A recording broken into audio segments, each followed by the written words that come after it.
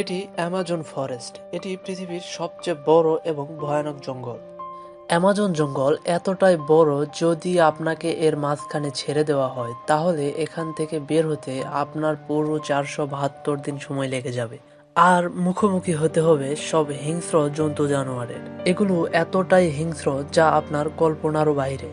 Amazon জঙ্গলের মোট আয়তন 55 লাখ স্কোয়ার কিলোমিটার, যা প্রায় পাকিস্তানের মতো 7টি দেশ, ভারতের মতো 2টি দেশ এবং বাংলাদেশের মতো প্রায় 37টি দেশের সমান।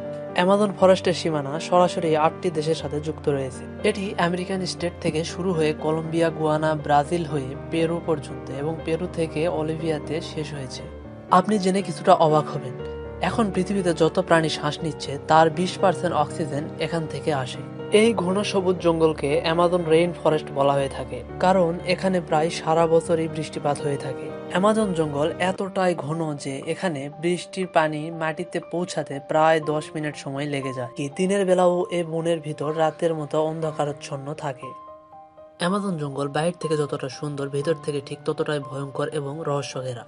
এখানে প্রায় 4000 প্রজাতির গাছ, 1300 প্রজাতির পাখি, 2200 প্রজাতির মাছ এবং 272 প্রজাতির হিংস্র জন্তু জানোয়ার রয়েছে। তাছাড়াও 380 প্রজাতির জানা অজানা ক্ষুদ্র কীট পতঙ্গের বসবাস এখানে। অ্যামাজন জঙ্গলের প্রাণীগুলো এতটাই হিংস্র যে এখানে কেউ গেলে ফিরে আসা প্রায় অসম্ভব। এ জঙ্গলের প্রতিটি ধাপে ধাপে রয়েছে বিপদ। ওত পেতে রয়েছে সব জন্তু জানোয়ার, যেগুলোর উদ্দেশ্য হলো আপনাকে শিকার করে তাদের ক্ষুধা নিবারণ করা। এখান থেকে বেঁচে ফিরতে হলে সবার প্রথমে আপনাকে মুখোমুখি হতে হবে গ্রিন অ্যানাকোন্ডা। গ্রিন অ্যানাকোন্ডা হচ্ছে দুনিয়ার সবচেয়ে বড় এবং বিষধর সাপ। এটি লম্বায় প্রায় 30 ফুট এবং ওজনে 250 কেজি পর্যন্ত হয়ে থাকে। গ্রিন অ্যানাকোন্ডার একটি বিশেষত্ব হলো এটি তার চাইতেও বড় শিকারকে নিমিষেই গিলে ফেলতে পারে। অ্যামাজনে এক ধরনের মাছ পাওয়া যায় যেটাকে আমরা ইলেকট্রিক ইল নামে চিনে থাকি। এটি বিদ্যুৎ উৎপন্ন করতে পারে। এখন পর্যন্ত প্রায় 860 ভোল্ট পর্যন্ত রেকর্ড করা হয়েছে। ইলেকট্রিক ইল আত্মরক্ষার স্বার্থে তার চাইতেও বড় বড় শিকারীকে ইলেকট্রিক শক দেয়। 860 ভোল্ট কারেন্ট যে কোনো প্রাণীর নার্ভাস সিস্টেম ব্রেক করতে পারে, এমনকি প্রাণীর তাৎক্ষণিক মৃত্যুও হতে পারে।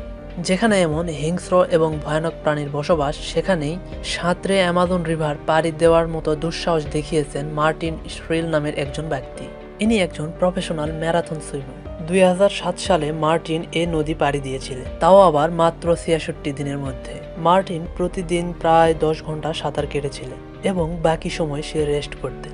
মার্টিন বলেছিলেন, এত ভয়ানক নদী যেখানে গ্রিন অ্যানাকোন্ডা, কুমির এবং ইলেকট্রিক ইলের বসবাস।